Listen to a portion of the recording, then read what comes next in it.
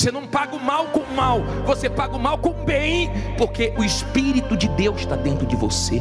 Quando a pessoa tem a presença de Deus, pessoas ficam contra ela sem ela ter feito mal nenhum. Tem pessoas que são tóxicas, tem pessoas que são malignas, elas emprestam a boca ao diabo. Você encontra pessoas duras, grossas, estúpidas, agressivas, pessoas feridas que querem te ferir.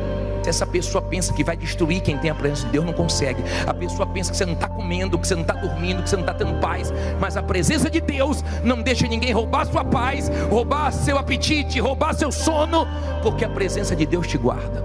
Quando você tem o Espírito de Deus, é totalmente diferente a sua vida, porque você não precisa ficar discutindo com ninguém, você não bate boca com ninguém. Quando você tem o Espírito de Deus, você não vai atrás de quem fala mal de você, você não fica preocupado, você entrega na mão de Deus.